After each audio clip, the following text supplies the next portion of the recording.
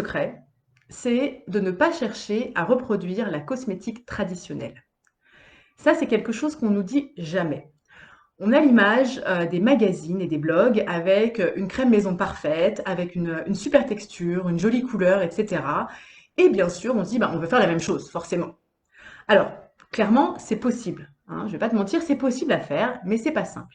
C'est-à-dire qu'à partir du moment où tu veux faire ça, il va falloir rajouter des ingrédients spécifiques. Par exemple, pour créer une crème et faire que les éléments huileux et aqueux se mélangent bien, il va falloir ajouter des émulsifiants. C'est ça qui va faire que ça, on aura une belle texture crème.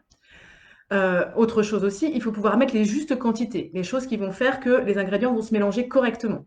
Donc pour avoir ces justes quantités, il faut aussi acheter du matériel pour bien doser. Donc ça, c'est encore quelque chose de compliqué. Si en plus tu veux une bonne odeur, il faut peut-être ajouter aussi des éléments spécifiques pour l'odeur. Donc, si vraiment tu veux que ce soit simple, c'était le postulat de départ, vraiment de vouloir quelque chose de simple, eh bien, il faut laisser tomber cette partie-là.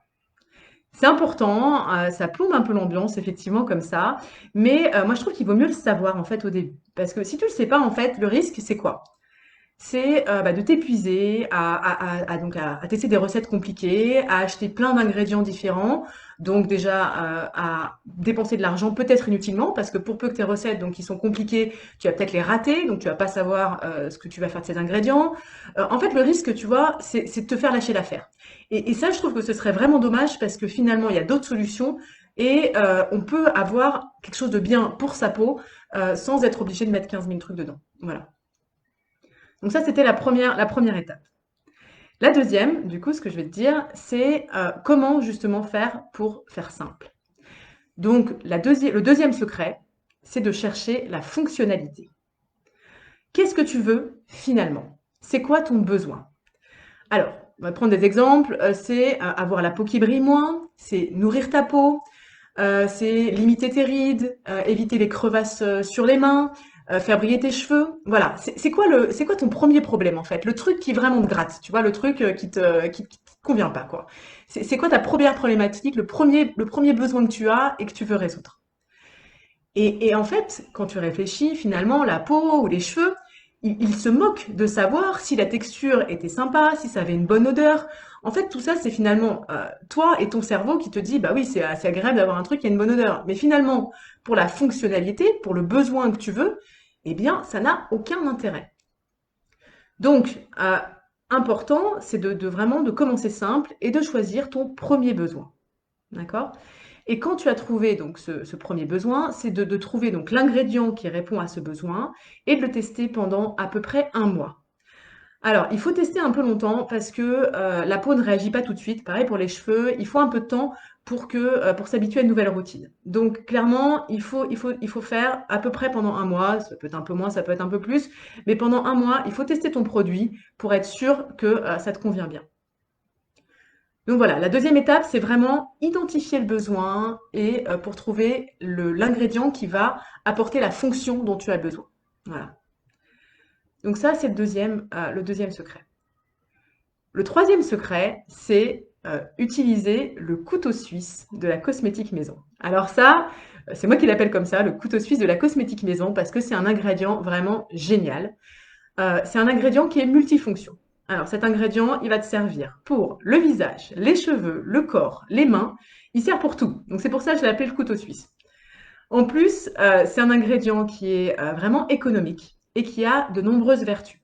Alors, c'est un ingrédient qui a des vertus nourrissantes, protectrices, séborégulatrices, assouplissantes. C'est vraiment un ingrédient qui a tout ça. Alors, bon, pas forcément, le même ingrédient n'a pas forcément tout, donc il faut bien le choisir, mais il a à chaque fois plusieurs propriétés. Donc, bon, cet ingrédient, je vais te dire ce que c'est, parce que je pense que c'est ça, c'est ça que tu es venu chercher aujourd'hui. Eh bien, cet ingrédient, c'est l'huile végétale. En fait, l'huile végétale, ça a vraiment toutes ses propriétés. Ça peut s'utiliser partout sur le corps et c'est vraiment très peu cher. Donc, ce qu'il faut en fait, la troisième étape, c'est que tu trouves l'huile végétale qui corresponde aux besoins que tu as identifiés, aux premiers besoins que tu as. Je vais te donner un exemple pour que ce soit plus simple. Imaginons que tu aies une peau à tendance brillante. D'accord? Donc là, tu as la peau qui brille très très régulièrement dans la journée et ça t'énerve. C'est le truc, c'est le sujet qui te gratte. Donc là, tu en es vraiment à la première étape. Tu es à la cosmétique complètement traditionnelle, on va dire. Et donc, tu as trouvé un super produit marqué matifiant, il y a un super packaging, une super odeur. Enfin, ce produit, franchement, il est génial. Tu l'achètes, tu le mets tous les matins. Franchement, super expérience. Ça sent bon quand tu l'appliques. C'est une bonne texture. Tu te sens bien. Enfin, vraiment, tu as vraiment trouvé le super produit, quoi. Bon, très bien. Sauf que bah, tu l'utilises et puis au fur et à mesure, tu te rends compte que bah, tous les jours, à 10 heures, comme avant, et ben, tu te mets à briller. Voilà, tu sens que tu as ta peau qui est grasse, là tu es en réunion, tu as la peau bien huileuse, là tu qu'une seule envie, c'est d'aller aux toilettes pour trouver quelque chose pour t'éponger là le visage parce que, et enlever tout ce gras-là. Et donc en fait, tu te rends compte que tu n'as pas résolu ton problème.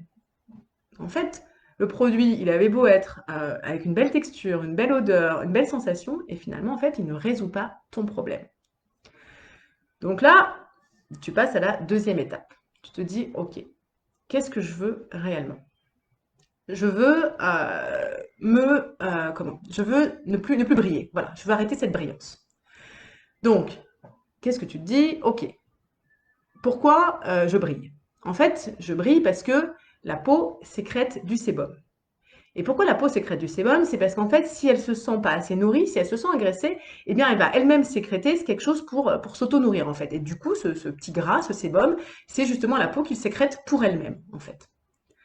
Donc là, ok, tu as identifié ton besoin, tu veux arrêter de sécréter du sébum. Donc tu passes à la troisième étape et tu vas chercher une huile végétale qui va répondre à ce besoin. Alors là, c'est clair, c'est totalement contre-intuitif. Te dire, je vais utiliser une huile pour arrêter de briller, ça paraît complètement fou et ça paraît complètement absurde. Et en fait, c'est pas le cas. En fait, il y a des huiles qui sont séborégulatrices, comme par exemple l'huile de jojoba. L'huile de jojoba, elle est super intéressante parce qu'elle a une composition qui est similaire au sébum. Donc, tu passes à cette étape, tu vas acheter ton huile de jojoba et bah, tu vas l'appliquer tous les matins sur le visage. Donc, ok, effectivement, quand tu l'appliques, tu vas être un petit peu la peau un peu grasse, c'est normal, tu viens d'appliquer de l'huile, donc forcément la peau elle est un petit peu grasse au moment où tu l'appliques. Sauf qu'en fait, avec cette composition qui est très proche du sébum, eh bien, la peau va absorber l'huile assez rapidement. Et finalement, tu te rends compte quand le moment où tu te prépares le matin et le moment où tu vas partir au travail, eh ben, tu vas te retrouver à avoir une peau qui est tout à fait normale quand tu es parti. Et bah voilà, au fur et à mesure, en fait, la peau va s'habituer à avoir cette huile de jojoba sur le visage et bah, elle va arrêter de sécréter le sébum et tu vas arrêter de briller à 10 heures ou tout au long de la journée. Tu vas avoir résolu ton problème. Voilà. Donc voilà pour ce que j'avais à te dire ce matin. Donc pour récapituler, c'est vraiment les trois étapes. La première, ne pas chercher à reproduire la cosmétique traditionnelle. Deuxième étape, chercher la fonctionnalité qui répond à ton besoin. Et troisième étape, utiliser le couteau suisse de la cosmétique maison, à savoir l'huile végétale.